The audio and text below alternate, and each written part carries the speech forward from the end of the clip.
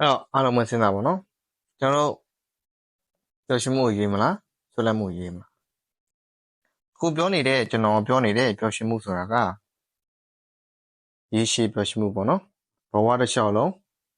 းပျော်ရွှင်နေတဲ့ရေရှည်ပျော်ရွှင်မှုကိုကျွန်တော်ဆိုလိုချင်ဖြစ်တယ်ကိုယ့်ဘာသာကြည်နဲ့လက်ခံနိုင်တဲ့ခြင်းကြောင့်ကြားလူတွေကိုကူညီခြင်းကြောင့်ကမ္ဘာလောကကြီးကိုအကောင်းမြင်သိနဲ့ကြည်ခြင်းကြောင့်ရရှိလာတဲ့ရေရှည်ပျော်ရွှင်မှုကိုကျွန်တော်တောက်လျှောက်ပြောနေတာပေါ့နော်အနေဆုံးပေါ့နော်တရောင်းစားမှာတော့အဲ့လိုပျော်ရွှင်မှုမျိုးရနိုင်တာပေါ့နော်ဘယ်လိုမျိုးလဲဆိုတော့ကျွန်တော်အခုတောင်းစားနေပေါ့နော်ခွက်လေးတစ်လုံးနဲ့တောင်းစားနေပေါ့နော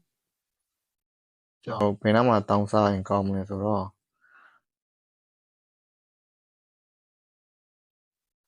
အားလုံးမင်္ဂလာပါကျွန်တော်ဒီနေ့ကပေါ့နော်ပျော်ရွှင်မှုနောက်ကိုလိုက်နေတုံးလားဆိုတော့အပိုင်း9ပေါ့နော်အပိုင်း9ကိုမျှဝေသွားမယ်ခေါင်းစဉ်ကတော့ပျော်ရွှင်မှုလားဆွဲလန်းမှုလားဆိုတော့ခေါင်းစဉ်ဖြစ်တယ်ပေါ့နော်ကျွန်တော်တွေဘဝဆိုတာကအမြဲတမ်းရွေးချယ်မှုတွေလုပ်နေရတဲ့အရာဖြစ်တယ်ပေါ့နော်ကျွန်တော်မနဲ့အိယာထားမဲ့အချိန်ကိုတော့မှကျွန်တော်ရွေးချယ်ပြီးထားတယ်အခုအိယာထားမလားနောက်ဆက်အိယာမလားနောက်မှအိယာထားမလားပေါ့နော်ပြီးတော့ကျွန်တော်ထမင်းစားမယ်ပေါ့နော်မနဲ့ဆက်စားမယ်ဆိုရင်ကျွန်တော်ဘာစားမလဲကော်ဖီတောက်မလားထမင်းစားမလားဘာမဟုတ်ပဲစားမလားကျွန်တော်မင်းပေါ့နော်ရွေးချယ်ပြီးလုပ်ရတယ်ပေါ့နော်ဒီလိုသေးသေးလေးရဲ့အစားကျွန်တော်အကြီးအထီကိုကျွန်တော်ရွေးချယ်ပြီးလုပ်ရတယ်တင်ခုဂိမ်းဆော့နေရဆိုရင်ဒါတင်ရွေးချယ်မှုပဲပေါ့နော်တင်ခုစာဖတ်နေရဆိုရင်တင်ရွေးချယ်မှုပဲတင်ပေါ်တဲ့တင်လေးလာတာရှယ်လေးလာနေရဆိုရင်ဒါတင်ရဲ့ရွေးချယ်မှုပဲဟုတ်ဘူးနော်တင်ခုပြင်းရည်ပြီးတော့အဲ့ရတဲ့မှာဝလင်းဒီလိမ့်ပြီးတော့ဖုံးသုံးနေရဆိုရင်ဒါလည်းတင်ရွေးချယ်မှုပဲဘဝဆိုတာကတင်ရွေးချယ်ပြီးလုပ်လိုက်တဲ့အရာတွေပေါ်မူတည်ပြီးတော့ဘဝကနေလို့ကောင်းသလားနေလို့မကောင်းလားဆိုတာခွာခြားသွားလိမ့်မယ်ဟုတ်တယ်ဒီမှာတော့အားလုံးကိုကျွန်တော်ကပြောချင်တာကပျော်ရွှင်မှုလား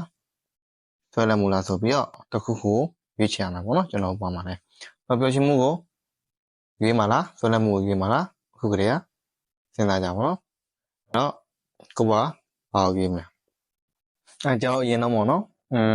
်ပျော်ရွှင်မှုအကြောင်းအရင်စပြင်ပေါ့နော်ပျော်ရွှင်မှုဆိုတာကကျွန်တော်အတွက်တော့တကယ်ကိုကမ္ဘာပေါ်မှာတမိုးရှိဆုံးနဲ့ကြားဖို့အခက်အခဲဆုံးအရာတစ်ခုလို့ကျွန်တော်သတ်မှတ်ထားတယ်လောကမှာတဘာဝတစ်ခုရှိရပါတော့ကျွန်တော်လိုချင်တာတစ်ခုရှိရင်အခြားတစ်ခုကိုဆုံးလို့ရတဲ့တဘာဝတစ်ခုပေါ့နော်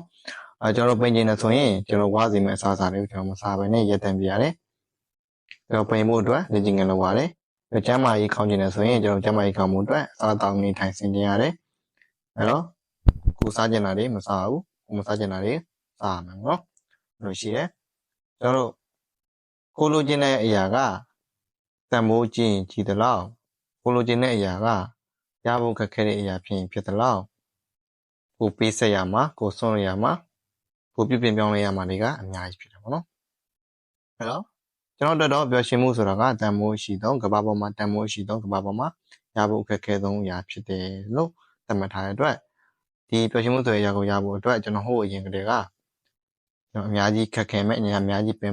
ပမယ်ဆိုတာလည်းနားလည်ထားတယ်ကိုအများကြီးပြင်ပြောင်းလဲရမယ်ဆိုတာလည်းနားလည်ထားတယ်ကျွန်တော်တို့ပေါ့နော်ပျော်ရွှင်ခြင်းတဲ့လူတယောက်ကကျွန်တော်တို့အများတန်းစာဖတ်နေရမယ်စာဖတ်တဲ့အခါမှာလည်းပေါ့နော်စိတ်ထဲကနေနှင်းနဲ့ကချစ်ပြီးတော့ဖတ်တာမျိုးဖြစ်အောင်ပေါ့နော်အများတန်းစာဖတ်ရမယ်အများတန်းလေ့လာရမယ်အများတန်းစူးစမ်းနေရမယ်ကိုယ့်ကိုအများတန်းဖြည့်ဆည်းနေရမယ်ပေါ့နော်comfort zone တွေကနေထွက်ရမယ်တနေလို့မရဘူးပေါ့နော်အများတန်းကိုယ့်ကိုစိန်ခေါ်နေရမယ်ပြင်ပြောင်းလဲနေရမယ်ကိုယ့်ရဲ့အမှားတွေအများတန်းရှာနေရမယ်ကျွန်တော်စိတ်ပိုင်းဆိုင်ရာနဲ့ပတ်သက်ပြီးတော့အများကြီးပြင်ပြောင်းနေရမှာပေါ့ကိုယ့်ရဲ့အတွေးခေါ်တွေကိုယ့်ရဲ့စဉ်းစားပုံစဉ်းစားနည်းတွေပြောင်းလဲရမှာပေါ့နော်ဒါတော့စာဖတ်ရင်းနဲ့တဖြည်းဖြည်းနဲ့ပြောင်းလဲယူသွားလို့ရတယ်ပေါ့နော်စာဖတ်ရင်တော့ဘဝရဲ့အတွေ့အကြုံကနေပြီးတော့ကိုယ့်ရဲ့အတွေ့တွေကိုတဖြည်းဖြည်းနဲ့မှန်တဲ့ဘက်ကိုပြောင်းလဲယူသွားလို့ရတယ်အဲ့တော့အဓိကတော့စာဖတ်ဖို့ပေါ့နော်အဲ့တော့ကျွန်တော်ဟိုအခြေဗီဒီယိုမှာပြောခဲ့တဲ့အတိုင်းပေါ့နော်ကျွန်တော်ခန္ဓာကိုယ်ကျန်းမာရေးကိုဒေချာကူဆိုင်ရမယ်အစားအသောက်နေထိုင်ဒေချာကူဆိုင်ရမယ်စိတ်ကျန်းမာရေးကိုလည်းဒေချာကူဆိုင်ရမယ်ကျွန်တော်စိတ်ထားမှန်ကန်မှုလိုပဲပေါ့နော်အရင်ကြီးပတ်ဝန်းကျင်လူတွေအရင်ကြီးလေးထားနေလို့မရဘူးပြီးတော့သူများအကြောင်းကြီးပဲတွေးနေလို့လည်းမရဘူးကိုယ့်ဘဝကိုအာရုံစိုက်ရမယ်ကိုလက်ရှိပြစ္ဆုတ်ပံကိုအာရုံစိုက်ပြီးတော့ကိုလုံနိုင်တဲ့အကောင်းဆုံးຢာတွေကိုလုပ်နေရမှာပေါ့အများကြီးရှိရပေါ့နော်ပျော်ရွှင်မှုနဲ့ပတ်သက်တဲ့စိတ်ထားတွေဆိုတော့အများကြီးရှိတယ်ကျွန်တော်အကုန်လုံးတော့ပြည့်စုံမပြောနိုင်ဘူးပေါ့နော်အများကြီးရှိတယ်အဲ့ဒီကဘယ်ကနေဘလို့ရလာမလဲဆိုတော့စာဖတ်တာအနေနဲ့သင်ရမယ်စာဖတ်တာအနေနဲ့သင်ရမယ်ပြီးတော့ဘဝအတွေ့အကြုံတွေကနေရမယ်ပေါ့နော်ဖြည်းဖြည်းကိုပြင်ပြောင်းလဲရင်းနဲ့ဖြည်းဖြည်းနဲ့အဲ့လိုပျော်ရွှင်မှုနဲ့လိုအပ်တဲ့စိတ်ထားတွေရလာလိမ့်မယ် အဓိကအကောင်းမြင်စိတ်တွေပါရှိအောင်ပေါ့နော်ပျော်ရွှင်မှုနဲ့ပတ်သက်ပြီးတော့ခက်ခဲတစ်ခုကိုချီရောက်လာရင်အဲ့ခက်ခဲကိုကိုကအများကြီးကြိုးစိုးနေရမှာပေါ့နော်ဒီခက်ခဲကိုကိုကဒုက္ခလို့မတွေးပဲနဲ့ငါဘဝအတွက်ပိုပြီးမြန်မာဖို့အတွက်ငါရဲ့စိတ်ပိုင်းဆိုင်ရာပိုပြီးတော့ကောင်းလာဖို့အတွက်ပိုပြီးကြံ့ခိုင်လာဖို့အတွက်အရေးချင်းပိုရှိလာဖို့အတွက်ဒါနေဂတစ်တစ်ခုပါလားဆိုတဲ့အတွေ့နဲ့ခက်ခဲရှိလာရင်လည်းအကောင်းမြင်စိတ်ရှိရမှာပေါ့နော်ဖြစ်ပျက်တွေပေါ်မှာလည်းအကောင်းမြင်စိတ်ရှိရမယ်။ရာဝတ္ထုတွေလူတွေပေါ်မှာလည်းအကောင်းမြင်စိတ်ရှိရမယ်။အဲ့တော့ပြောချင်တာကကိုယ့်ရဲ့အတွေးတွေကိုပို့ပြီးတော့ level မြင့်တက်မြင့်လာအောင်ပြုပြင်ပြောင်းလဲယူရမယ်။ကြိုးစားယူရမယ်။စကားတွေလည်းအများကြီးပြောလို့မရဘူးနော်။စာဖတ်တဲ့လူကစကားပြောပါများ။ပြန်ပါ။စကားတွေကစာတီးပြတယ်လည်းပြန်ပါ။အဲ့တော့အမားပါတတ်တယ်ပေါ့နော်။စကားကပြောပါများအမားပါတတ်တယ်။အဲ့တော့စကားကိုလည်းအများကြီးပြောလို့မရဘူးပေါ့နော်စာပတ်တဲ့လူတယောက်ကစကားကိုလည်း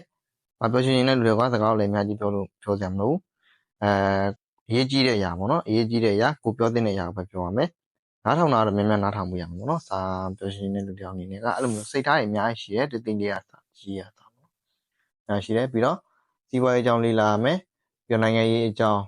ပြီးတော့ငွေရေးကြေးရေးအကြောင်းလေးကိုသိရမယ်ငွေရေးကြေးရေးကိုစီမံမခန့်ခွဲနိုင်ဘူးဆိုရင်ငွေရေးကြေးရေးကိုသုံးကျင်တယ်လို့သုံးဖြုံးကျင်တယ်လို့ဖြုံးနေဆိုရင်ဒါလည်းပျော်ရွှင်မှုမရနိုင်ဘူးပေါ့နော်ဒါလည်းအရေးကြီးတယ်အဲ့အတွက်ငွေရေးကြေးရေးပေါ်ထားတဲ့ကိုယ့်ရဲ့အမြင်ပေါ့နော်ငွေရေးကြေးပေါ်ထားတဲ့ကိုယ့်ရဲ့အတွေ့ကမှန်ကန်နေဖို့လိုပဲပေါ့နော်ငွေဆိုတာငါအတွက်မလိုပါဘူးငွေဆိုတာအရေးမကြီးဘူးငါအတွက်ငွေရဒီကဘာပေါ်မှာမကောင်းတဲ့လူတွေပဲငွေရှိအောင်လုပ်ကြတာငါယူတသားကျူးစားပို့တခွားလေးမလို့ငွေမလိုပါဘူးပေါ့နော်အဲ့လိုစိတ်ထားရှိတဲ့လူတွေကတော့ပျော်ရွှင်မှာမဟုတ်ဘူးပေါ့နော်အဲ့တော့သူရှိကိုငွေရလည်းရောက်လာမှာမဟုတ်ဘူးပေါ့နော်အဲ့လိုစိတ်ထားငွေကိုငါမလိုဘူးဆိုတဲ့လူရှိကိုငွေရဘယ်တော့မှရောက်မှာပေါ့နော်အဲ့တော့ငွေရဘယ်တော့မှရောက်မလာဘူးဆိုတာကသူ့မှာဘယ်တော့မှငွေရှာနိုင်တဲ့အရေးချင်းရှိလာမှာမဟုတ်ဘူးပေါ့နော်သူကငွေကြေးပြည့်စုံတဲ့လူတယောက်ဖြစ်လာမှာမဟုတ်ဘူးပေါ့နော်ပျော်ရွှင်မှုဆိုတာကဟိုငွေကြေးခန့်မှာပြောခဲ့တဲ့အတိုင်းပဲပေါ့နော်တော့အခြေခံအားဖြင့်တော့စားဖို့တောက်ဖို့နေဖို့ပေါ့နော်ကိုယ့်တလိုအပ်တာတွေဝယ်ဖို့ပေါ့နော်ကွန်ပျူတာသူ့ကိုထောက်ပံ့ဖို့ဒီလောက်တော့ငွေကြေးပြည့်စုံရင်ပျော်ရွှင်မှုတော့အဆင်ပြေပေါ့နော်ဒါပေမဲ့ကိုပိုင်းလုံးလောက်တာပဲဖြစ်ဖြစ်သူများလက်အောင်မလောက်တာပဲဖြစ်ဖြစ်ဒီအလုပ်ကိုမှီခိုပြီးပတ်စံရှာနေရတဲ့အတွက်ဒီအလုပ်ကနေပြီးတော့လဲသိပ်ဖိရတွေ pressure တွေဝင်လာနိုင်တယ်ပေါ့နော်အဲ့အတွက်ဒါကတော့ကျွန်တော်သေချာအပြည့်စုံသိချင်တော့ဒီအချက်ငွေချေခန့်ပေါ့နော်ပျော်ရွှင်မှုတော့လိုက်နေတော့လားပိုင်း၄ပေါ့နော်ပိုင်း၄ကိုသွားပြီးတော့လေ့လာသိချင်တယ်အဲ့တော့ခုနပြောတော့ပဲအလုပ်ကနေရတဲ့ pressure တွေမရှိဘူးဆိုရင်ကိုမ financial freedom လို့ခေါ်တဲ့ငွေကြေးနဲ့ပတ်သက်ပြီးတော့လွတ်လပ်မှုရှိဖို့လိုရပေါ့နော်ဒါကတော့အမြင့်ဆုံးပေါ့နော်ဒါကတော့အမြင့်ဆုံး financial freedom ရသွားပြီဆိုရင်တော့ကျွန်တော်လည်းအခုစူးစမ်းနေတဲ့အရာပေါ့နော် financial freedom ရသွားပြီဆိုရင်တော့ကိုပျော်ရွှင်မှုတင်မဟုတ်ဘဲနဲ့သူများတွေရဲ့ပျော်ရွှင်မှုကိုပါကိုကဖန်တီးပေးနိုင်တဲ့အခြေအနေရောက်လာပြီပေါ့နော်ဟုတ်လားပျော်ရွှင်တဲ့လူတယောက်ကကိုလည်းအများကြီးဖြည့်ဆည်းရမယ်စိတ်ပိုင်းဆိုင်ရာကျန်းမာရေးပေါ့နော်ဒီမှာဖြည့်ဆည်းရမယ်ကိုယ့်ရဲ့အရေးအချင်းတွေကိုဖြည့်ဆည်းရမယ်ပြီးတော့အထွေထွေပုဂ္ဂိုလ်တရှိရမှာပေါ့နော်ငွေကြေးနဲ့ပတ်သက်ပြီးတော့လည်းပုဂ္ဂိုလ်တရှိရမယ်စီးပွားရေးငွေကြေးနဲ့ပတ်သက်ပြီးတော့ဒေချာနားလဲရမယ်ပြီးတော့ပေါင်းစပ်ဆက်ရေးပေါ့နော်ဒါနဲ့ပတ်သက်ပြီးတော့လည်းဒေချာနားလဲရမယ်ပေါင်းစပ်ဆက်ရေးမှာလည်းအထွေထွေပုဂ္ဂိုလ်တရှိရမှာပေါ့နော်အဲ့တော့ငွေကြေးမှာလည်းအထွေထွေပုဂ္ဂိုလ်တရှိရမယ်ငွေကြေးကိုနားလဲရမယ်စီမံခန့်ခွဲနိုင်ရမယ်ငွေကြေးပေါ်ထားတဲ့စိတ်မှန်ကန်မှုလိုတယ်ပြီးတော့နိုင်ငံရေးမှာလည်းပုဂ္ဂိုလ်တရှိရမှာပေါ့နော်စီးပွားရေးမှာလည်းပုဂ္ဂိုလ်တရှိရမယ်ဒီငွေကြေးကိုကတိုးပေါအောင်လုပ်ဖို့ဆိုတာကဒီစီးပွားရေးတို့နိုင်ငံရေးတို့ကိုကတိမှရမှာနော်စီးပွားရေးတိပြီးနိုင်ငံရေးမသိရင်သိပြီးအဆင်ပြေဘူးပေါ့နော်စီးပွားရေးလောက်ရတာအဆင်ပြေဘူးစီးပွားရေးသမားတွေဆိုတာကနိုင်ငံရေးပါသိရတာပေါ့နော်ဒီနိုင်ငံမှာဘယ်ကဘလို့ဖြစ်နေတယ်ဘယ်အရာတွေကဘလို့ပြောင်းလဲလာနေတယ်ဘယ်လိုနေရာတွေမှာဘာတွေဘလို့စောင့်မလဲဒါမျိုးတွေပေါ့နော်ဒီမျိုးကဘယ်ဘက်ကိုဘလို့သွားဖို့ဖြစ်လောက်တယ်ပေါ့နော်ဒီမျိုးပေါ့နိုင်ငံရေးစကလုံးနေနိုင်ငံရေးအပြောဆိုတွေပေါ့လားဒီလိုမျိုးနည်းနည်းလေးလဲဘုရားတိုက်ရှိရပါတော့ဒါမှစီးပွားရေးလုပ်လို့ရပါတော့ပြီးတော့ဒီလောက်ပါပဲစီးပွားရေးလုပ်ချင်တဲ့အတွက်နိုင်ငံရေးလည်းသိရမှာပေါ့နော်ဒါပါပဲနော်ကျွန်တော်လည်းနိုင်ငံရေးအကြောင်းသိမသိရတဲ့အတွက်အမှန်ထင်ပြောတော့ကျွန်တော်ကိုယ်တိုင်လည်းပဲအများကြီးဖြည့်ဆည်းနေပါတော့ကျွန်တော်တစ်သက်လုံးလည်းဖြည့်ဆည်းနေတာရက်သွားမှာမဟုတ်ဘူးခုချိန်နေလည်းဖြည့်ဆည်းနေသေးပဲ ကျွန်တော်အခုပျော်ရွှင်နေတဲ့ဘဝရနေတယ်ဆိုပေမဲ့ level တစ်ခုတော့ရတယ်ပေါ့နော်ဘာလဲဆိုတော့ကျွန်တော်ရဲ့ဒီအရာရာပေါ့နော်ခုနပြောခဲ့တဲ့အရာရာတွေက level တစ်ခုရောက်နေတဲ့အတွက်ကျွန်တော်ကပျော်ရွှင်တဲ့ဘဝကိုရောက်နေတယ်ပေါ့နော်အရင်ကြီးစိတ်ညစ်နေပိုင်းမရှိတော့ဘူးအကောင်းမြင်စိတ်ရှိတယ်အတွေးခေါ်မှန်တဲ့ဘက်မှာရှိတယ်ပေါ့နော်ငွေကြေးနဲ့ပတ်သက်ပြီးတော့လည်းအတွေးခေါ်မှန်တယ်ဘောင်းဆက်ဆံရေးပြီးတော့ခုနပိုင်း relationship နဲ့ပတ်သက်ပြီးတော့လည်းချစ်သူသမီးသားကိစ္စနဲ့ပတ်သက်ပြီးတော့လည်းရင်တော့ဆိုတယ်ဒါပေမဲ့အခုတော့အတွေးခေါ်မှန်လာတယ်ပေါ့နော်မှန်လာတယ်မိသားစုကိစ္စမှာလည်းကောင်းအောင်မလုပ်နိုင်တယ်ငွေကြေးနဲ့ပတ်သက်ပြီးတော့လည်းကောင်းအောင်လုပ်နိုင်တယ်ခုဆိုရင်ငွေကြေးနဲ့ပတ်သက်ပြီးတော့သူများကိုတော့ကူညီနိုင်တဲ့အခြေအနေမှာရှိရပါတော့ပျော်ရွှင်တဲ့လူတယောက်ကသူ့အကြောင်းသူသိတယ်သူကိုသူလက်ခံထားလဲထားတယ်ပေါ့နော်အဲ့တော့သူဘာလုပ်ရမလဲသိတယ်သူဘာမလုပ်ရဘူးလဲသိတယ်သူလုပ်တဲ့နောက်လုပ်နေတဲ့အခါမှာလည်းနားလဲသလိုသူမလုပ်တဲ့နိုင်လုပ်နေတဲ့အခါမှာလည်းသူသိရပါတော့ဟာတိုင်းပြီးတော့ရနိုင်တယ်အမြဲတည်းလေးလာနေတယ်သူ view site လေးထားမယ့်ຢာတွေကိုသူနားလဲထားပြီးတော့သူ view site လေးမထားဘဲနဲ့လေးရွှေ့မယ့်ຢာတွေကိုလည်းသူသိတယ်သူကသူစက်ကွန်ထိုးမြန်မာပြီးတော့ကိုယ့်ဘာသာလည်းယုံကြည်ချက်အပြည့်ရှိတယ်ဖြစ်တယ်ပေါ့နော်သူတို့ကိုသူတို့မလုပ်နိုင်ဘူးဆိုတဲ့ကိစ္စမျိုးမရှိဘဲနဲ့သူကိုသူအမြဲတမ်းပါမဆိုငါစူးစမ်းရင်ရတယ်ဆိုတဲ့စိတ်ဓာတ်မျိုးရှိတယ်သူတို့ကနားလဲပေးနိုင်စွမ်းပြီးတော့ခွင့်လွှတ်နိုင်စွမ်းလေးရွှေ့နိုင်စွမ်းနေမြန်မာပြီးတော့သူတို့မှာအခုရှိနေတဲ့အားနည်းချက်တွေအသက်ချက်တွေကိုသိရှိနေတယ်ပြီးတော့သိရှိအောင်လည်းအမြဲကြိုးစားတယ်ပြီးတော့အားနည်းချက်တွေကိုလည်းအမြဲပြုပြင်နေပြင်ဆင်နေပေါ့နော်သူတို့မှာပန်းနိုင်ကောင်းကောင်းပေါ့နော်အတိတ်တရားရှိပြီးတော့အဲ့ပန်းနိုင်ရအောင်လည်းအချိန်တိုင်းသူတို့စူးစမ်းနေတယ်အချိန်ဖြုံးတာတွေနေတယ်ပေါ့နော်သူတို့မှာအတွေ့အကြုံဘဝလူတာရှိတဲ့အတွက်ကြောင့်သူတို့အခြားတယောက်ကသွားပြီးတော့လိန်လို့မရဘူးပေါ့နော်သူတို့တွေ့တဲ့ဘဝတာရှိတဲ့အတွက်ကြောင့်တည်နေသလောက်တည်တယ်သွားပြီးတော့လိန်နိုင်ပိုင်းလုပ်လို့မရဘူးသူတို့ကစာပတ်ချင်းဆိုတာကိုစိတ်ထဲနှလုံးသားထဲကနေပြီးတော့ချစ်လို့ကြိုက်လို့လုပ်တာဖြစ်တယ်အဲ့တော့အဲ့လိုလူတွေကပျော်ရွှင်မှုရှိနေတဲ့လူတွေကမိသားစုရေးမှလည်းအဆင်ပြေတယ်ငွေကြေးမှလည်းအဆင်ပြေတယ်ပုံစံဆက်ဆံရေးမှလည်းအဆင်ပြေတယ်အလုံးမှလည်းအဆင်ပြေတယ်ပြောချင်တာကပျော်ရွှင်မှုရှိတဲ့လူတယောက်ကအခြားအရာတွေကိုအလွယ်တကူစူးစမ်းယူနိုင်တယ်ပေါ့နော်အခြားအရာတွေရရှိလောက်အောင်အလွယ်တကူစူးစမ်းယူနိုင်တယ်အဲ့တော့ပျော်ရွှင်မှုရှိဖို့ဆိုတာကလွယ်တော့မလွယ်ဘူးပေါ့နော်အများကြီးလုပ်ရတယ်အများကြီးလုပ်ရတယ်ကျွန်တော်လည်းအခုချိန်တီကိုလုပ်နေသေးဖြစ်တယ်ကျွန်တော်လည်းတစ်သက်လုံးလည်းလုပ်နေအောင်မှာပဲပေါ့နော်ပြီးတော့မှမဟုတ်ဘူးနော်ဒါကပျော်ရွှင်မှုဆိုတာကFarai လမ်းခွဲတဲ့ကစာအုပ်ထဲကတော့ပေါ့နော် Farai လမ်းခွဲစာအုပ်ထဲကတော့ပျော်ရွှင်မှုဆိုတာကပန်းနိုင်မဟုတ်ဘူးခရီးလမ်းတစ်ခုဖြစ်တယ်အဲ့ဘဝတစ်လျှောက်လုံးကိုအသက်ရှင်နေတဲ့မြတ်ကာလပတ်လုံးဒီပျော်ရွှင်မှုအတွက်အများနဲ့စူးစမ်းနေရမှာဖြစ်တယ်ပေါ့နော်ဒါပေမဲ့သက်စာချင်းမှာတော့ခက်ခဲပင်ပန်းနိုင်ပေမဲ့နော်ဒီနောက်ပိုင်းပေါ့နော်နှစ်ကြာလာတဲ့အမျှကျွန်တော်တို့ရဲ့ဘဝတာယာဆိုပြလာမယ်စိမ့်နေလာမှာပေါ့နော်ခုဆိုရင်ကျွန်တော်ဆိုရင်လည်း2နှစ်ကျော်3နှစ်လောက်ရှိပြီဒါပေမဲ့ဒီလိုအခြေအနေရောက်လာတာကလပိုင်းပေါ့နော်9လ6လလောက်ပဲရှိအောင်မယ်ကျွန်တော်ဘဝအဆင်ပြေလာတာပေါ့နော်9လ6လလောက်ပဲရှိအောင်မယ်အဲ့တော့ကျွန်တော်အခုပေါ့နော်ပျော်ရွှင်မှုအကြောင်းကိုကျွန်တော်သိသလောက်ပြောပြီးသွားပြီဆိုတော့ကျွန်တော်အခုဆွဲလန်းမှုအကြောင်းကိုကျွန်တော်သိသလောက်ဆက်ပြောသွားမယ်တရားတစ်ခုကတော့ပျော်ရွှင်မှုနဲ့ဆွဲလန်းမှုဆိုတာကစန့်ကျင်ဘက်ပေါ့နော်စန့်ကျင်ဘက်ဖြစ်တယ်တစ်ခုကိုလိုချင်တစ်ခုကိုဆွံ့လို့ရမယ်ပျော်ရွှင်မှုလိုချင်ဆွဲလန်းမှုဆွံ့လို့ရမယ်ဆွဲလန်းမှုလိုက်မယ်ဆိုရင်ပျော်ရွှင်မှုဆွံ့လို့အဲ့တော့ခုပြောနေတဲ့ကျွန်တော်ပြောနေတဲ့ပျော်ရွှင်မှုဆိုတာကရေရှည်ပျော်ရွှင်မှုပေါ့နော်ဘဝတစ်လျှောက်လုံးပျော်ရွှင်နေတဲ့ရေရှည်ပျော်ရွှင်မှုကိုကျွန်တော်ဆိုလိုချင်ဖြစ်တယ်ကျွန်တော်ကို post ကိုဟာလှလိုက်တာဆိုပြီးတော့ခြားလူကလာမှန်းလို့ပြောသွားတယ်ရေတူပျော်ရွှင်မှုမျိုးမဟုတ်ဘူးကို post ကိုတဲလေးပေးလို့ပြောသွားတယ်ရေတူပျော်ရွှင်မှုမျိုးမဟုတ်ဘူးကိုလိုချင်တဲ့အင်ဂျင်လေးဝယ်လိုက်လို့ရသွားတယ်စိတ်ကျဉ်းမှုမျိုးမဟုတ်ဘူးပျော်ရွှင်မှုမျိုးမဟုတ်ဘူးကိုစားကျင်တဲ့အရာသာရှိရလေးစားလိုက်လို့ရလာတယ်ပျော်ရွှင်မှုမျိုးကိုမဆိုလိုဘူးကျွန်တော်ဆိုလိုတဲ့ပျော်ရွှင်မှုဆိုတာကဘဝတစ်လျှောက်လုံးပျော်ရွှင်သွားတဲ့ကိုယ့်ကိုလက်ခံနိုင်တဲ့အရာကနေရရှိတယ်ကိုယ့်ကိုကျင့်တဲ့အရာကနေရရှိတယ်ကိုယ့်ဘဝကိုလက်ခံနိုင်တယ်ကိုယ့်ဘဝကိုကျင့်တဲ့ရောက်ရမှုရှိတယ်ဟုတ်ပြီနော်အခြားလူတွေကိုလည်းကိုညီနိုင်တယ်ပြီးတော့ ကမ္ဘာလောကကြီးကိုအကောင်းမြင်စိတ်နဲ့ကြည်တယ်အဲ့ဒီအရာတွေကြောင့်ကိုယ့်ဘာသာကျင့်တဲ့လက်ခံနိုင်တဲ့ခြင်းကြောင့်ကြောက်လူတွေကိုကူညီခြင်းကြောင့်ကမ္ဘာလောကကြီးကိုအကောင်းမြင်စိတ်နဲ့ကြည်ခြင်းကြောင့်ရရှိလာတဲ့ရေရှိပျော်ရွှင်မှုကို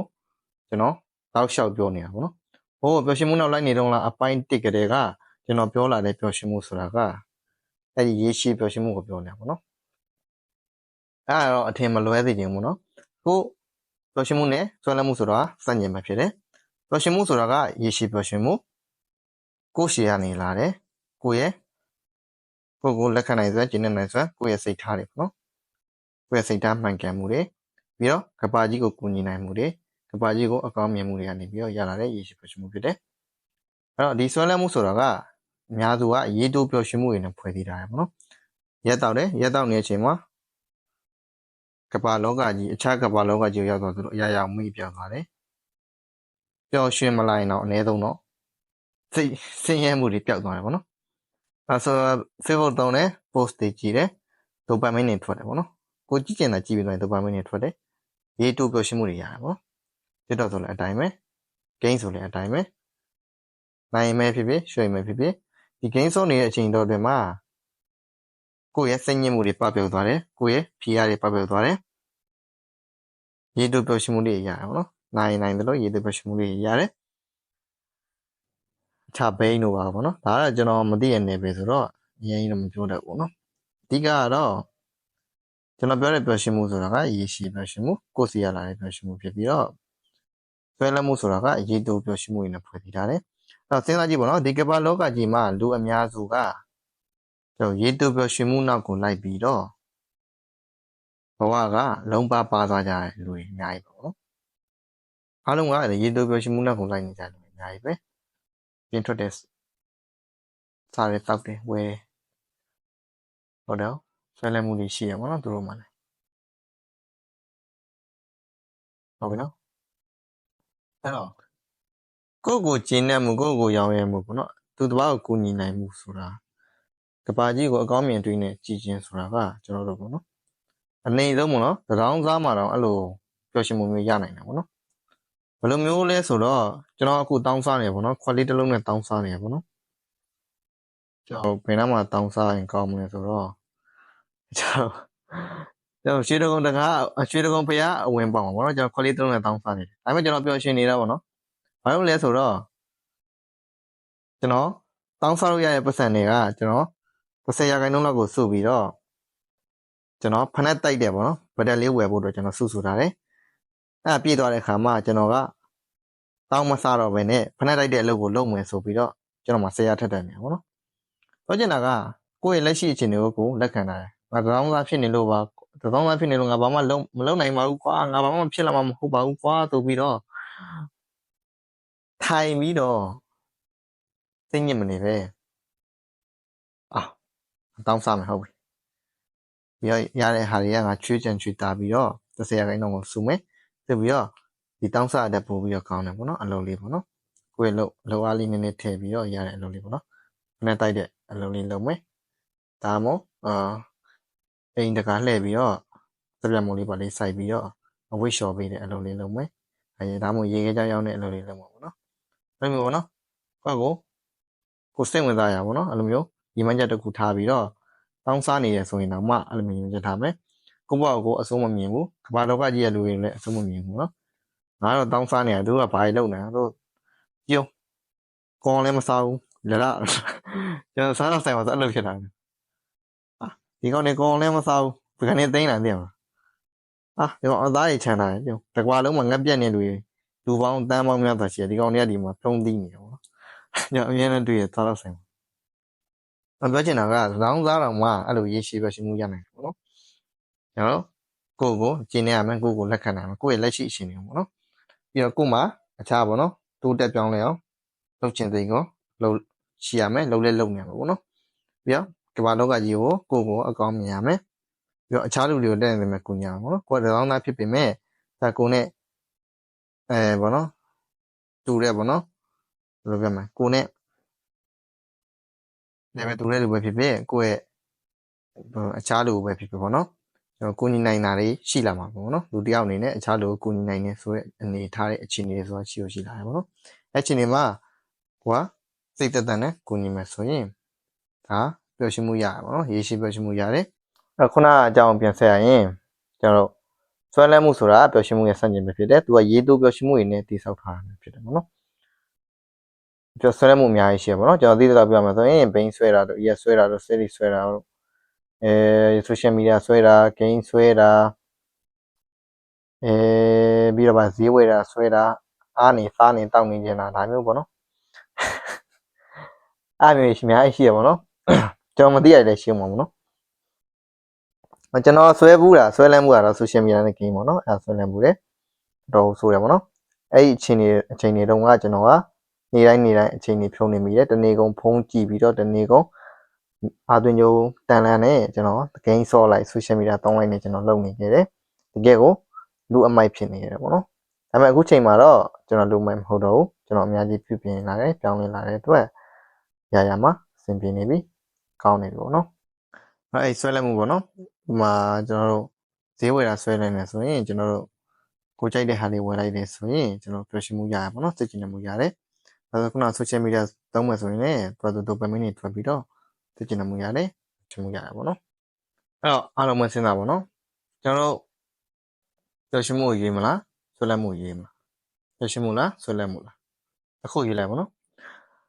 အခုစဉ်းစားပြီးတော့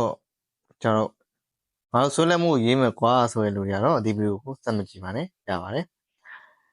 မပျော်ရွှင်မှုကိုရေးမယ်ဆိုတဲ့လူတွေကတော့ကျွန်တော်ဒီဆွဲလန်းမှုတွေကိုဘယ်လိုဖျက်ရမလဲဆိုတာလေးကိုကျွန်တော်သိသလောက်ပြောပြပေးသွားမယ်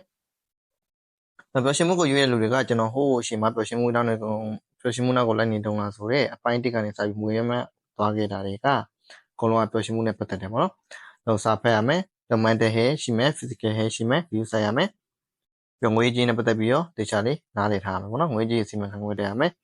အဲ့ဒါဘယ်ရရမလဲဆိုစာပတ်ချင်းဆိုတဲ့အသိပညာဘူးပြောရမယ်ပြင်ပပေါ့နော်အတွေ့အကြုံရရမယ်ပေါ့နော်ပြီးစိတ်ပိုင်းဆိုင်ရာအချက်လက်တွေလည်းအများကြီးရှိပေါ့နော်အသိကျင်တော့အရင်ရှေ့ပုတ်တွေကိုသောနာထောင်ကြည့်ပေးပါနည်းနည်းတော့ပြင်းစရာကောင်းတယ်ဆိုပေမဲ့ဘုသူတရမယ့်အရာတွေအများကြီးပါမယ်လို့ကျွန်တော်ထင်ပါတယ်ပေါ့နော်ပထမဆုံးပေါ့နော်ကျွန်တော်ဘိန်းဆွဲနေတဲ့လူကိုလည်းကျွန်တော်ဘိန်းဖြတ်နေကျွန်တော်မပြောနိုင်ဘူးပေါ့နော်ကျွန်တော်လည်းမလုပ်ဘူးလည်းမပြောနိုင်ဘူးရက်ဆွဲနေတဲ့လူကိုလည်းကျွန်တော်အကြံမပေးနိုင်ဘူးဒီနေ့ဆွဲနေတဲ့လူကိုလည်းကျွန်တော်အကြံမပေးနိုင်ဘူးကျွန်တော်သိတဲ့လောက်ကတော့ကျွန်တော်ပစ္စည်းဝယ်တာပေါ့နော် shopping ကိုဆွဲလန်းနေတဲ့လူတွေပေါ့နော်ဈေးဝယ်တာဆွဲလန်းနေတဲ့လူတွေကိုကျွန်တော်ကြံပေးချင်တာကကျွန်တော်တခုဝယ်ရမယ်ဆိုရင်နံပါတ်1အနေနဲ့ဒီပစ္စည်းကငါ့အတွက်တကယ်လိုအပ်လားပေါ့နော်ခောက်စဉ်းစားပါတက်ခါစဉ်းစားပါကျွန်တော်ဆိုရင်လည်းတခုဝယ်ရမယ်ဆိုရင်ဒီပစ္စည်းကငါ့အတွက်တကယ်လိုလားပေါ့နော်ဒီချစဉ်းစားတယ်နံပါတ်2အနေနဲ့ဒီပစ္စည်းရဲ့တန်ဖိုးကငါ့ရဲ့ဝင်နဲ့အဆင်ပြေလားပေါ့နော်ဒီပစ္စည်းရဲ့တန်ဖိုးကငါဝင်နိုင်တဲ့အနေအထားမှာရှိလားဒါမှမဟုတ်ဒီအရေးသွေးကိုမှဒီလောက်အရေးသွေးကိုမှပို့ပြီးတော့ဒီချွာလေးရှိအောင်မှာပေါ့နော်ဒါမျိုးကြီးစဉ်းစားမယ်နံပါတ်3အနေနဲ့ကဒီပစ္စည်းကိုငါအခုဝယ်မှအခုချက်ချင်းဝယ်မှဖြစ်မှာလားဒါမှမဟုတ်နောက်မှဝယ်ရင်မရဘူးလားပေါ့နော်ဒါစဉ်းစားမယ်နောက်မှဝယ်ရင်လည်းရတယ်ဆိုရင်တော့အခုဝယ်ကြမလို့ပေါ့နော်မဝယ်နဲ့နောက်ကြရင်အဲ့ပစ္စည်းကမလိုအပ်တော့တဲ့ပစ္စည်းဖြစ်လာမယ်ပေါ့နော်အဲ့တော့အသုံးချက်ပေါ့နော်နံပါတ်4ချက်ကဒီပစ္စည်းကိုဝယ်မဲ့ပတ်စံနဲ့ငါစားမယ်တောက်မယ်ဆိုရင်ထမင်းစားမယ်ဆိုရင်နော်စားတော့ဆိုင်သွားပြီးစားတော့တာမဟုတ်ထမင်းစားမယ်ဆိုရင်ငါဘယ်တော့ကြာစားနိုင်တောက်နိုင်လဲပေါ့နော်တကယ်လို့ငါအခုမိသားစုကမြန်မာနိုင်ငံမှာဆိုရင်ဒီပစ္စည်းကိုဝယ်လိုက်တဲ့ပတ်စံနဲ့ငါအိမ်ကိုပို့လိုက်မယ်ဆိုရင်ငါအိမ်ရလူတွေဘယ်တော့ကြာစားနိုင်တောက်နိုင်မလဲဒါကိုချိန်ရမှာပေါ့နော်တွက်ချရမယ်အဲ့တော့တကယ်လဲလိုအပ်တယ်အခုဝယ်မှလည်းဖြစ်မယ်ကိုဝင်ငင်းနဲ့လည်းဝင်နိုင်တဲ့အနေအထားအဆင်ပြေတဲ့အနေအထားမှာရှိတယ်ဆိုရင်ဒီ3ချက်အဆင်ပြေဆိုရင်ဝယ်လို့ရတယ်ဒီ3ချက်အဆင်ပြေတာကိုမှကျွန်တော်တို့ကအဲ့3ချက်တည်းကတစ်ချက်ပေါ့နော်တကယ်တော့လိုအပ်တယ်အခုချက်ချင်းကလိုလားမလိုလားဒီချက်မဆုံးပြတ်နိုင်ဘူးပေါ့နော်ကိုဝင်ငင်းနဲ့ကြိုက်လားမကြိုက်လားဒီချက်မဆုံးပြတ်နိုင်ဘူးပေါ့နော်အဲ့လိုအခြေအနေမျိုးမှာဆိုရင်ခုနနံပါတ်4အချက်ကိုသုံးဖို့နော်ဒီပတ်စံကိုငါအိမ်ကိုပို့လိုက်တဲ့ခါမှာငါအိမ်ရလူတွေဘယ်လောက်ကြာစားနိုင်မလဲငါအိမ်ရလူတွေ1လ2လ3လလောက်စားနိုင်နေပြီဆိုရင်ဒီပတ်စံပမာဏတော်တော်များရပါတော့တော်များရဲ့အတွက်ဒါဝယ်မဲ့စားငါ လိုရရင်လည်းထားလိုက်တော့ဒါမှမဟုတ်ငါရုံပဲပို့လိုက်တော့โอเคအဲ့လိုစဉ်းစားပါလို့ကျွန်တော်ပြောချင်တယ်ပြီးတော့နောက် social media ဆွဲနေတာပေါ့နော်နောက် social media ဆွဲနေတာကိုကျွန်တော်သိသလောက်ပြောရမှာဆိုရင် social media ဆွဲနေဆိုတာကကျွန်တော်အားနေတဲ့အချိန်မှာပေါ့နော်အလုပ်လုပ်နေလို့ဆိုရင်လည်းအလုပ်ပြီးတော့လည်းအားနေတဲ့အချိန်မှာဖုန်းတန်းကောက်ကင်ပြီးတော့ဒီ social media ကြီးဖွင့်ပြီးတော့ဟိုကြည့်ဒီကြည့်နဲ့ကိုယ့်ရဲ့အားလက်ချင်းကိုသုံးပြတာမျိုးဆိုတာကဒါ social media ဆွဲလိုက်နေတာပေါ့နော်ကျွန်တော်ဆိုရင်တော့ကအလုပ်ရှိတဲ့အချိန်ရောအလုပ်မရှိတဲ့အချိန်ပေါ့နော်အလုပ်ရှိနေတော့ကလည်းကျွန်တော်အားရင်အားသလို social media သုံးတဲ့ game ဆော့တယ်အလုပ်မရှိတဲ့အချိန်ဆိုရင်တနေ့ကုန်ဆော့တနေ့ကုန်သုံးမျှသုံးတာပေါ့နော် game ဆော့လိုက်ပြင်းသွားရင် social media လေးဆော့လိုက်ပြီးတော့ game ဆော့လိုက် game တောင်မှဟိုဟာဆော့လိုက်ဒီဟာဆော့လိုက် game မျိုးစုံဆော့ပွေးကျွန်တော် game မျိုးဆော့ရဲ COC Mobile Legends PUBG ပြီးတော့ Warpath ဆိုတာလည်းရှိသေးတယ်ပြီးတော့အသေးသေးလေးလည်းရှိသေးတယ်ပေါ့နော်ဒီလေဆိုင်တဲ့ game တို့ပြေးတဲ့ game တို့အများကြီးပဲရှိပါတော့ကျွန်တော်မျိုးစုံဆော့ပွေးတယ်အဲ့လိုပတ်ဆော့တယ်အဲ့တခုလေးဆော့နေတာမှာအကောင့်တွေဖွင့်ဟိုဆော့ဒီဆော့နေလုပ်နေတာရှိတယ်ပေါ့ဆော့ရင်လည်းရိုးသွားရင်ပြင်းသွားရင်အကောင့်တွေဖွင့်ပြီးဆော့ရမျိုးလည်းရှိတယ်အဲ့တော့အဲ့မျိုးက social media ဆွဲလဲနေတာပေါ့နော်အဲ့ social media ဆွဲနေတာကိုဖြတ်ဖို့ဆိုရင်ကျွန်တော် social media အကြောင်းအရင်ဆုံးသိထားမှာပေါ့နော် social media ကဘယ်လိုလဲသူအလုပ်ဘယ်လိုလုပ်လဲသူဘယ်ကနေဝင်ရတယ်သူဘာတွေရောင်းနေလဲ social media ဆိုဘယ်လိုကောင်းနေလဲဆိုတော့သိချင်တယ်အောင်နော်ကိုတခုခုကိုတိုက်ထုတ်တော့မယ်ဆိုရင်ရန်သူအကြောင်းကိုသိချာစုံစမ်းပြီးမှတိုက်ထုတ်မှာပေါ့နော်ဘာဘူးမသိပါမသိနဲ့သွားတိုက်ရင်ကိုပဲခံအောင်ပေါ့နော်အဲ့တော့ social media ကိုတိုက်ထုတ်မှာဆိုရင် social media အကြောင်းအရင်ဆုံးလေ့လာမယ်အဲ့တော့ကျွန်တော်ရှေ့ဗီဒီယိုမှာကျွန်တော်ညှဝေခဲ့တဲ့ The Social Dilemma ဆိုတဲ့ဇာတ်လမ်းကိုကျွန်တော်ညွှန်မိတာရှိတယ်အဲ့ဗီဒီယိုထဲမှာလည်းကျွန်တော်ပြောထားရတဲ့မှာတကယ်ကိုဘုဒ္ဓတာအများကြီးပါတယ်ပေါ့နော်ဒါပေမဲ့ပါသလိုအဲ့ဗီဒီယိုတစ်ပုဒ်လုံးကိုလည်းဒေါင်းပြီးတော့ channel မြန်မာမှာ download ရတယ်။ download ပြီးတော့ကြည့်စေချင်တယ်။ဒါလို့ download မရဘူးဆိုရင်ကျွန်တော်ကို Telegram နေလာပြီးတော့ download ရပါဘူးเนาะကျွန်တော်ပို့ပေးလို့ရတယ်။ညောအရင်ဆုံးတော့ကျွန်တော် YouTube ကနေတည်ရဆိုရင်ကျွန်တော် YouTube Messenger မှာကျွန်တော်ကိုစာလာပို့ရတယ်။ YouTube ကဗီဒီယိုအောက်မှာ comment မှန်လို့ရတယ်။ comment မှန်တဲ့အခါမှာကျွန်တော် Telegram ချင်းချိတ်ပြီးတော့ကျွန်တော်ပို့ပေးလို့ရတယ်။ဟုတ်နော်အဲကြောင့် Facebook ကအသိဆိုရင်ကျွန်တော် Facebook က Messenger မှာလာပြီးတော့ကျွန်တော်ဒီကလေးပို့ပေးပါဆိုပြီးပြောလို့ရတယ်ကျွန်တော်ပို့ပေးမယ်အဲ့တော့ကျွန်တော်ပို့ပေးရဲဆိုပေမဲ့တေးချာချာကြည့်ရမှာတေးချာချာအဲ့ဒီကားနေပြီးတော့ဘုသူတတွေယူရမှာကခင်ဗျားတို့ရဲ့တာဝန်ဖြစ်တယ်ဟောကျွန်တော်ကပို့ပေးမယ်ကျွန်တော်အချင်းကိုအကုန်ခံပြီးတော့ကျွန်တော်လိုက်ပို့ပေးမယ်အဲ့တော့တေးချာကြည့်ရမှာခင်ဗျားတို့တာဝန်ပေါ့နော်အဲ့မကြည့်ဘဲနဲ့အားနေရနေလာပို့ခိုင်းတော့ကျွန်တော်မတရားစိတ်ဆုံးမယ်ပေါ့နော်ဒါစိတ်ဆုံးမယ်အဲ့တခုတော့ရှိရပါတော့ပြီးတော့ကိုယ်စိတ်ကိုလည်းနားလည်ဖို့လိုရပါတော့ဒီ social media ဖြစ်တော့မှဆိုရင်ဒီ dopamine ဆိုတာဘယ်လိုရမျိုးလဲပေါ့နော် dopamine ဆွဲလဲမှုဆိုတာဘယ်လိုလဲဆွဲလဲမှုဆိုတာဘယ်လိုလဲပေါ့နော်ဆွဲလဲမှုဘယ်လိုဖြစ်ရမလဲဒါကတော့ကျွန်တော်ကြံပေးချင်တာကတော့ရွှေနှုတ်က subscription ဝယ်ပါရွှေနှုတ်မှာကိုတက်နိုင်လားပေါ့နော်6လပဲဖြစ်ဖြစ် subscription ဝယ်ပါတစ်နှစ်ပဲဖြစ်ဖြစ်ဝယ်ပေါ့နော်တစ်နှစ်ပဲဖြစ်ဝယ်ပြီးတော့ကျွန်တော်တို့အဲ့မှာစိတ်ပိုင်းဆိုင်ရာဆိုပေါ့နော်စိတ်ပညာဆိုတဲ့အခန်းကဏ္ဍမှာအများကြီးရှိပါတော့ဆွဲလဲမှုအကြောင်း dopamine အကြောင်းgrowth mindset fit mindset ဒီပျော်ရွှင်မှုအတွက်လိုအပ်တဲ့စိတ်နေစိတ်ဓာတ်တွေကိုအများကြီးအခါနေလေ့လာလို့ရတယ်ပြီးတော့ကျန်းမာရေးအကြောင်းလည်းပါတယ်ငွေကြေးအကြောင်းတွေလည်းပါတယ်ပေါ့နော်ဒီပျော်ရွှင်မှုအတွက်လိုအပ်တဲ့အရာတွေအားလုံးတော်တော်များများကိုရွှေနှုတ်မှာသွားပြီးတော့လေ့လာလို့ရတယ်ဒီအပြင်ဆောင်လည်းဖတ်လို့ရတယ်ပေါ့နော်ဘာလို့ရွှေနှုတ်ကိုညွှန်းလဲဆိုတော့ဒီရွှေနှုတ်ဆိုတာကဒီကဘာရဲရဲကသာဝတီဖြစ်တဲ့အတွက်အမြင်ကျတယ်ပေါ့နော်တင်ပြောရရင်အမြင်ကျတယ်ပို့ပြီးတော့တည်လာပေါ့နော်ဒီမြန်မာစာအုပ်တွေကမကောင်းလားဆိုတော့ကောင်းပါတယ်ကျွန်တော်ကိုယ်တိုင်မြန်မာစာအုပ်တွေဖတ်နေရအောင်နော်ကောင်းပါတယ်ပေါ့နော်ဘာသာပြန်စာအုပ်တော့ပို့ကြိုက်အောင်နော်အမှန်တိုင်းပြောရင်ဘာသာပြန်စာအုပ်တော့ပို့ကြိုက်တယ်မြန်မာစာအုပ်တွေကောင်းပါတယ်ဒါပေမဲ့အဲ့ဒီရွှေနှုတ်ကိုလည်းဖတ်တင်တယ်ပေါ့နော်ရွှေနှုတ်နဲ့ပါလဲကျွန်တော်လည်းဘာမှမသက်ဆိုင်ဘူးနော်ဒါကြောင့်တခါတော့မပြောဘူး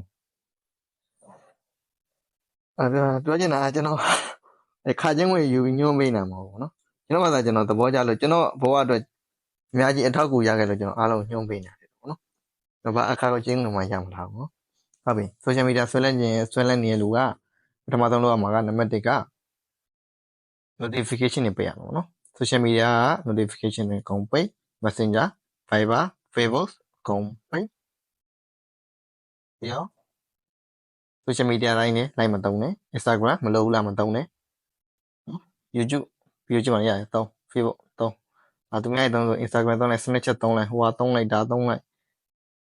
line သုံးလိုက်အကုန်လိုက်မသုံးနဲ့ပေါ့နော်ကိုယ့်အတွက်လိုအပ်တယ်ဆိုမှသုံးပေါ့နော်လိုအပ်တဲ့ဟာပဲသုံးပေါ့နော်လိုအပ်တဲ့ပဲသုံးတဲ့ဟာတွေကိုလည်း notify ထားပြီးတော့အခြားတွေပါပိတ်ပေါ့နော်ကိုဖုန်းထဲကို cloud ဆိုပြီးဝင်လာမဲ့ကိုယ့်အတွက်အရေးမကြီးတဲ့အရာတွေအကုန်လုံးပိတ်ထားဒီတိုင်းစီးပွားရေး application တွေတော့ပါပေါ့နော်ပိတ်ထားပြီးတော့ကိုယ့်ရဲ့အရေးကြီးတဲ့ဟာလားပေါ့နော်ကိုယ့်ရဲ့ချစ်သူတို့ကိုယ့်ရဲ့မိဘတို့သူတို့လောက်ပဲ Messenger မှာ unmute လုပ်ထားပါတော့ကျွန်တော်တို့အားလုံး mute လုပ်ထားပါနော်အဲ့လိုရှိရပြောချင်တာကကိုအခုစာဖတ်နေတယ်ဆိုရင်အဲ့ဖုန်းထဲကို cloud ကိုဝင်လာရင်ကိုယ့်အတွက်အရေးကြီးတဲ့လူကဝင်လာရဆိုရင်ဘာမှမဖြစ်ပေမဲ့ကိုယ့်အတွက်အရေးမကြီးတဲ့အရာတွေက cloud ဆိုပြီးဝင်လာရင်ဒီစာဖတ်တာကြီးအနောက်ရှက်ပြပြီးတော့ဒီစာကောင်းဆက်မဖတ်နိုင်တော့ဘူးเนาะနံပါတ်1 notification ပေးရမယ်နံပါတ်2ကကြတော့ဒီ social media ကိုသုံးရခက်အောင်လုပ်ရမှာပေါ့နော်ဖြစ်နိုင်တော့အတတ်နိုင်ဆုံးက password နဲ့ဖုန်းနံပါတ်ကိုမှတ်ထားပြီးတော့ကိုသုံးနေတဲ့ခါမှာဝင်သုံးမယ်တနင်္လာနေ့လောက်သုံးမယ်ပြီးရင်ဖြတ်မယ်ပေါ့နော်တရလုံးမသုံးတော့ဘူးပေါ့နော်ကိုတင်စရာရှိရင်ဝင်တင်မယ်ပြီးရင်ဖြတ်မယ်ပေါ့နော်အဲ့လိုဆိုတာကောင်းတယ်ဒီမှာကလူများစုစိုးရင်ကြတာကငါအကောင့်ပြတ်သွားရင်ဘယ်လိုလုပ်မလဲပေါ့နော်ငါအကောင့်ပြတ်သွားရင်ဘယ်လိုလုပ်မလဲအဲ့တော့ငါရဲ့အကောင့်ပြတ်တာနဲ့ငါရဲ့ဘဝပြတ်တာဘယ်ဟာပိုဆိုးလဲဆိုတော့ကိုယ်ကစဉ်းစားဖို့လိုတယ်ပေါ့နော်အကောင့်ပြတ်သွားတာပိုဆိုးလားဘဝပြတ်သွားတာပိုဆိုးလားပေါ့နော်စဉ်းစားဖို့လိုတယ်ဘဝတကယ်ပြတ်မှာနော်ဘယ်မှမရှိရင်တကယ်ပြတ်မှာပေါ့လေးမဟုတ်ဘူးနော်ဒါမှမဟုတ် Apple လောချတာ application လောချတာတင်လောချတဲ့ software ရှိရဗျာအဲ့မှာ application လောချတာမျိုးအဓိကတစ်ချက်တည်းနဲ့ဝင်လို့မရအောင်လုပ်တာပေါ့နော်တစ်ချက်တည်းနဲ့ဝင်လို့မရအောင်လုပ်တာဖြတ်ထားတယ်ဆိုတာလည်းတစ်ချက်တည်းနဲ့ဝင်လို့မရအောင်သုံးဖို့အတွက်က down ရတယ် down တဲ့ချိန်စောင့်နေပြီးတော့ down ပြီးသွားရင်လောက်ရင်ဝင်ရတယ်တစ်ချက်တည်းနဲ့သုံးလို့မရဘူးပေါ့နော်ခုန Apple လောချတယ်ဆိုတာလည်း application လောချတယ်ဆိုတာလည်းလောဖြေရတယ်ဒီမှာဝင်သုံးရတယ်ပေါ့နော်မသုံးရခက်သွားတယ်ပေါ့နော်သုံးရခက်သွားရင်တိတ်ပြီးမသုံးပြတော့ပြီးတော့ timer ချရတယ်ပေါ့နော်30မိနစ် timer တော့ပါချတာလေ30မိနစ်ပြည့်ရတယ်ပိတ်သွားတယ်ပေါ့နော်ပိတ်သွားတဲ့အတွက်ထပ်ပြီးမသုံးပြတော့ဘူးနော်ဖုန်းတွေကိုကိုယ်လည်းတကယ်မှမထားနိုင်ဘူးနော်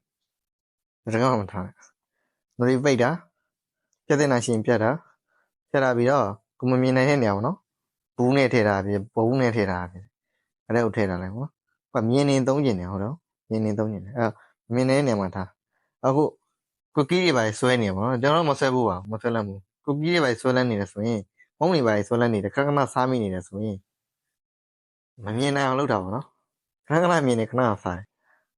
ဟိုတခါကကျွန်တော်ချိုချင်လေးတွေဝယ်ထားတယ်နော်ချောကလက်ကျွန်တော်ချောကလက်ဆိုတော့ကြိုက်ချိုချင်လေးတွေဝယ်ထားတယ်ဒီခုံမော်တင်ထားမှဆိုရင်ကျွန်တော်တက်ကစားပြီးတော့တရက်ထဲနဲ့ကုန်တယ်ပေါ့နော်အလုံး30လောက်ရှိတယ်နေဝါးနေတယ်အဲ့တော့ပြောချင်တာကအဲ့လိုမျိုးဖုန်းတွေပါဆိုရင်ကိုနဲ့လက်တကမ်းကိုမြင်ရတဲ့နေရာမှာမထားပဲနဲ့တခုခုပေါ့နော်ကိုစာဖတ်တော့မယ်ကိုတခုလေးလာတော့မယ်ဆိုရင်မြင်နေနေမှာထားပါတော့အဲ့တော့ဖုန်း30ရှိမှဆိုရင်လည်းယူသုံးလိုက်ပြီးပြန်ထားလိုက်နံပါတ်3ချက်ကတော့ပေါ့နော်ကျွန်တော်တို့အလုံးမျိုးဒီပိတ်ပြီးသွားပြီမသုံးမိအောင်လုပ်ပြီးသွားပြီခက်အောင်လုပ်ပြီးသွားပြီဆိုရင်ကိုပေါ်အတွက်ကြိုးစားတဲ့ရှာကြိုးစားမယ်လေးလာတဲ့ရှာလေးလာမယ်လာပြီးတဲ့ခါမှာကိုစုပြန်ချမှာပေါ့နော်ပြန်ချမယ်ဒါပေမဲ့အမှအခုဒီထားမှာကကိုကဒီတနေ့တည်းမှာနည်းနည်းလေးပဲကြိုးစားလိုက်ရသေးတယ်ပေါ့တပွားလုံးနဲ့ရှင်နည်းနည်းလေးပဲကြိုးစားလိုက်ရသေးတယ်အတွက်စုကလည်းတေးသေးလေးပဲချမှာပေါ့နော်နည်းနည်းလေးကြိုးစားပြီးတော့နော်အကြီးတွေသွားချမယ်နော်ငါဒီနေ့စာရီအများကြီးဖတ်လိုက်အများကြီးလုပ်လိုက်တာသွားခြင်းနေသွားပြတ်ခီးတွေပဲထွက်ပြတ်လုံးလို့မရဘူးနော်လုံးလို့မရဘူးတင်းလေးပဲပေါ့နော်ကိုကြည့်ကျင်တဲ့စကားကိုတနိုင်လောက်ပြပဲဖြစ်ခုန social media ကိုကျွန်တော်နိုင်ဝက်တနိုင်လောက်သုံးတာပဲဖြစ်တော့ကိုစားကျင်တဲ့ရေခဲမုန်းလေးစားတာပဲဖြစ်ထိုင်မျိုးလေးလုပ်ပြအောင်ပေါ့နော်ကိုစုချရမယ်တော့ social media ဆွဲလဲနေရဆိုတာလေအဲ့လိုမျိုးပေါ့နော်ဗီဒီယိုတစ်ပုတ်ပြီးသွားတိုင်းစုလက်အနေနဲ့ဒိုပါမင်းနေရတယ်ပေါ့နော်စိတ်ကျဉ်တဲ့မှုရတယ်အဲ့ဒီအတွက်ကြောင့် social media ဆွဲလဲနေဖြစ်တယ်ဒီ social media ဖြတ်မယ်ဆိုရင်လည်းကိုကဖြတ်နိုင်တယ်လို့ဒီနေ့ငါ social media ကိုတိတ်မသုံးမနဲ့ငါဘဝအတွက်အများကြီးလုပ်နိုင်တယ်ဆိုရင်ကိုလည်းသူပြန်ချတယ်ပေါ့နော်နောက်ပိုင်းကျရင်တော့အဲ့ဒီကလိုချင်လဲလိုလာမယ်မလိုချင်လဲမလိုလာဘူးဒါတော့ကိုယ့်ရဲ့အခြေအနေနဲ့ကိုသုံးဖြတ်ပေါ့နော်အကိန်းပါနော်နောက်တစ်ခုကဂိမ်းဆွဲတာ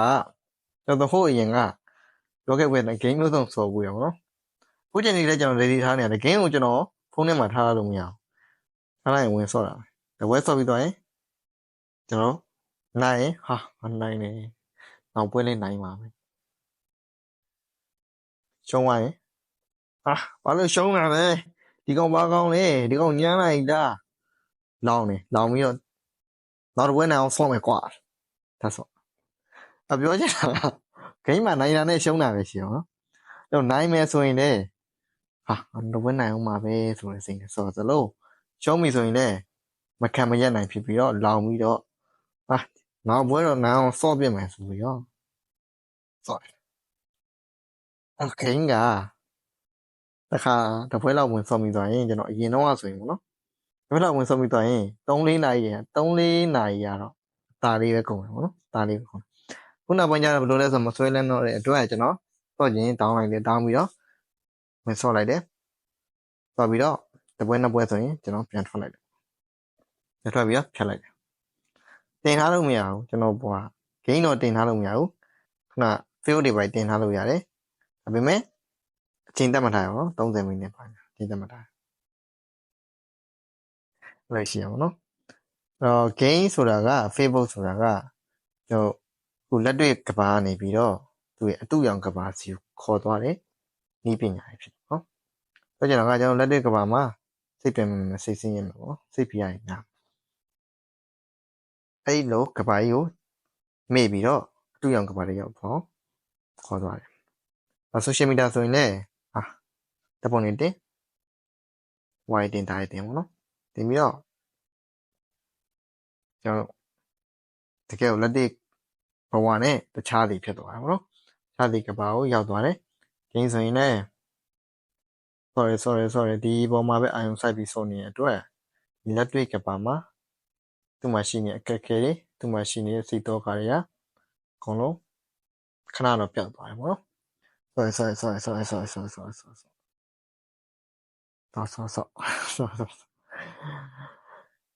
ခဏပြသွားတယ်စောပြီးသွားရင်ပြန်ပေါ်လာတယ်ဒီမလားစိတ်ပြန်ညစ်တယ်ပေါ့နော်အဖြစ်ရှင်းနေတော့မဟုတ်ဘူးနော်ခဏတာဖြစ်ရှင်းနေပေါ့နော်ခဏတာဖြစ်ရှင်းနေရေရှည်ပြည်နေသွားတဲ့ကိစ္စမဟုတ်ဘူးပြောချင်တာကအတူရောင်ကပါတယ်ပေါ့နော်အဲတူရောင်ကပါတဲ့ကိုကိုခေါ်သွားပြီးတော့ကိုစိတ်ကျဉ်မှုရောင်လုပ်ပြီးတယ်အဲ့တော့ကိုရဒီကဘာကြီးကိုဆွဲလန်းသွားတယ်ပေါ့အတူရောင်ကဘာကြီးကိုဆွဲလန်းသွားတယ်နောက်တစ်ခုကကျွန်တော်မဆွဲလန်းမှုဆိုတာကဂရုစိုက်မှာပေါ့နော်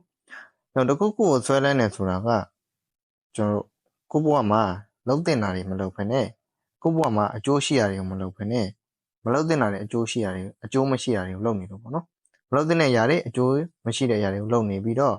လုပ်တင်တဲ့ຢာတွေအကျိုးရှိတဲ့ຢာတွေကိုမလုပ်လို့ဖြစ်တာပေါ့နော်ဘာလို့မလုပ်တာလဲပေါ့နော်အကျိုးရှိတဲ့ຢာတွေလုပ်တင်တဲ့ຢာတွေမလုပ်လို့တော့ရီမန်းချက်ကောင်းမရှိဘူးနော်ကို့မှာရီမန်းချက်ကောင်းမရှိတဲ့အတွက်ဒီနေ့အားလက်ချိန်မှာဘာလို့မှမသိဘူးပေါ့နော်ဘာလို့လဲဘာကံမှမသိ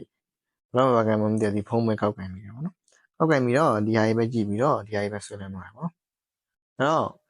ရီမန်းချက်ကောင်းရှိဘူးနော်အားမနေဘူးလို့လေအားမနေဖို့အတွက်ကို့မှာအမြဲတမ်းအလုပ်တစ်ခုရှိနေဖို့အတွက်ကို့အမြဲတမ်းအလုပ်တစ်ခုပေးထားနိုင်ဖို့အတွက်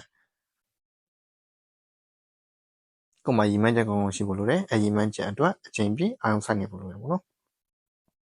အရီမန်းချက်ရှိပေမဲ့ကျွန်တော်အာရုံစူးတိုင်းမှုပြည့်မရှိဘူးဆိုရင်လည်းဒီဘယ်လိုပြောမလဲအချိန်ပိုတွေပေါ့နော်အချိန်ပိုတွေအားနေတဲ့အချိန်တွေမှာကျွန်တော်လုပ်တင်တာတွေမလုပ်ဘဲနဲ့မလုပ်တင်တာတွေလုပ်မိတာမျိုးလည်းရှိရပါတော့အောင်စူးတိုင်းမှုလည်းပြည့်ရှိရမယ်စေရထက်သက်မှုလည်းရှိရမှာပေါ့နော်ဒီမှချက်ရှိရမယ်စေရထက်သက်မှုလည်းရှိရမယ်ဆိုရင်စေရထက်သက်မှုလည်းရှိမယ်ဆိုရင်ဒီမှချက်လည်းရှိမယ်စေရထက်သက်မှုလည်းရှိမယ်ဆိုရင်ကျွန်တော်ရဲ့အားနေတဲ့အချိန်တွေကျွန်တော်ရဲ့အားတဲ့အချိန်တွေမှာကျွန်တော်ဘွားတွေအကျိုးရှိရတယ်ကျွန်တော်လုပ်နိုင်လိမ့်မယ်အဲ့အတွက်ကျွန်တော်တို့ဒီအရေးမပါတဲ့ຢာတွေကိုမလုပ်မိပဲနဲ့ကျွန်တော်ဒါတွေကိုမဆွဲလန်းတော့ဘူးเนาะ တချို့ကြောင့်ရှိရပေါ့နော်ရေတိုညီမှန်းချက်တွေရှိရပေါ့နော်အဲ့တော့ညီမှန်းချက်ဆိုတာမှလည်းဒီထားမယ်ပေါ့နော်ကျွန်တော်တို့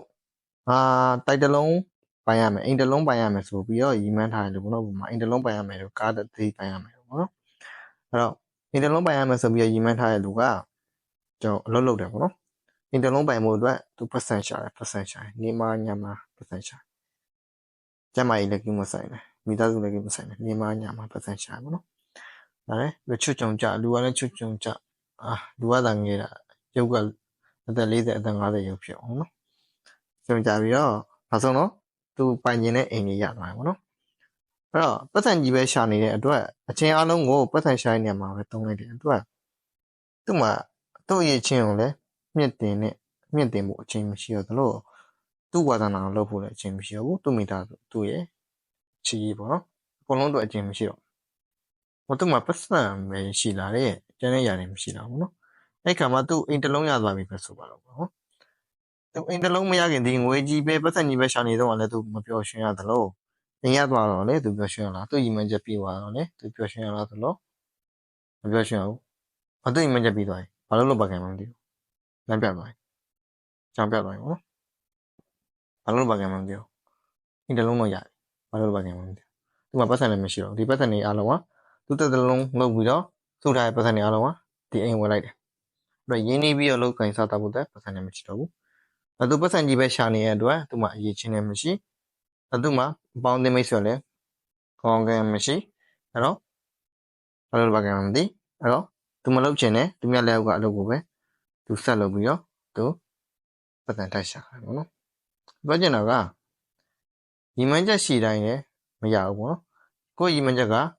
ကောင်းမွန်တဲ့အဆင်ပြေတဲ့ညီမချက်ဖြစ်ဖို့လိုတယ်ပျော်ရွှင်မှုရဖို့ဆိုတာက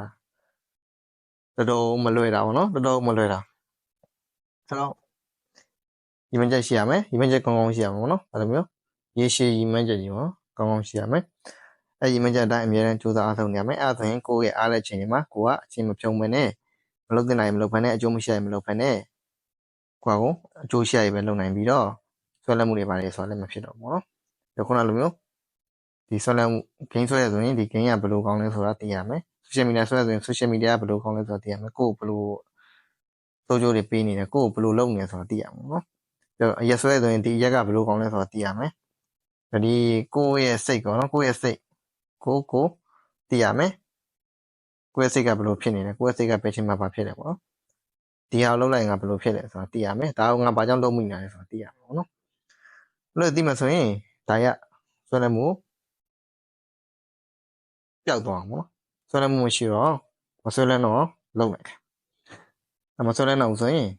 ကိုယ့်ဘဝအတွက်အချိန်အများကြီးထွက်လာမယ်ကိုမိသားစုအတွက်ကိုယ့်ရဲ့ဝါသနာအတွက်ကိုယ့်ရဲ့ရည်မှန်းချက်အတွက်အချိန်အများကြီးထွက်လာပြီးတော့အများကြီးစူးစမ်းပြီးတော့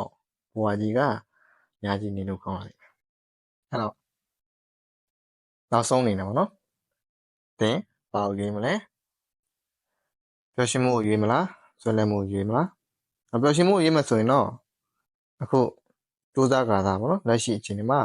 ပြင်ပန်းမယ်ခက်ခဲမယ်ကြမ်းတမ်းမယ်ဘဝဒါပေမဲ့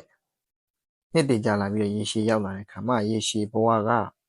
လုံးဝကိုတာယာဖြောင်ပြူပြီးတော့အေးစစ်စစ်လေးဖြစ်သွားဆွဲလက်မှုကိုရွေးမယ်ဟုတ်ပြီနော်ဆိုရင်ဆွဲလက်မှုကိုရွေးမယ်ဆိုရင်